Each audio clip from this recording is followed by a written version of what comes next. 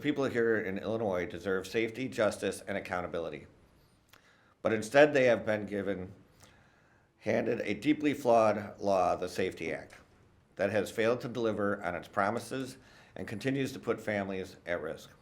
The Safety Act has stripped judges of their discretion, making it harder to detain dangerous individuals before trial.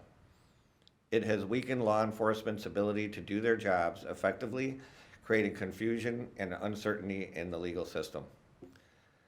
And most troubling of all, it has allowed dangerous offenders to walk free, putting innocent lives in danger.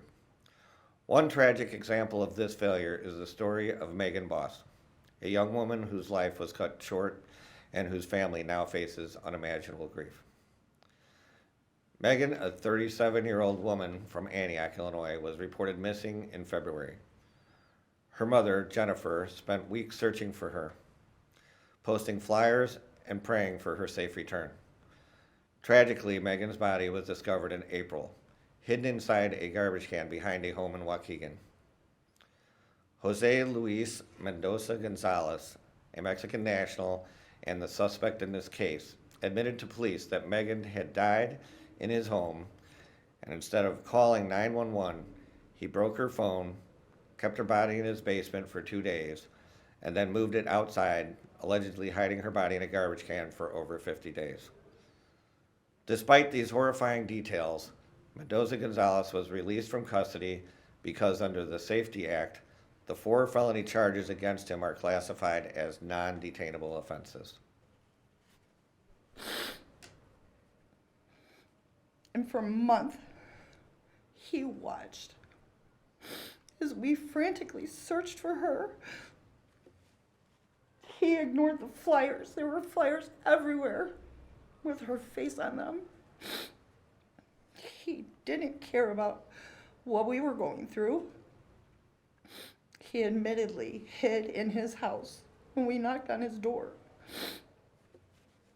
We have called for, just to be clear, a restoration of cash bail. There was a Supreme Court commission that talked about we could do a hybrid system that includes cash bail with also more times you can not using monetary bail. But what I think is important is we need to make sure the detention net includes all offenses that are felony offenses if we're going to keep this system. I've always said that the Safety Act is not a perfect piece of legislation, that it can be perfected, and with a piece of legislation that size, it always, there will be opportunities to do that. And I've always said this since 2021. I'm ready to listen to my colleagues, not just have them pontificate about what was wrong, but if there are things that they think can be better and they have some examples, my door is always open. We have not seen anything come forward in the Judiciary Criminal Committee. I've had conversations individually with lawmakers on the other side of the aisle, and they realize there's problems and believe those problems need to be corrected.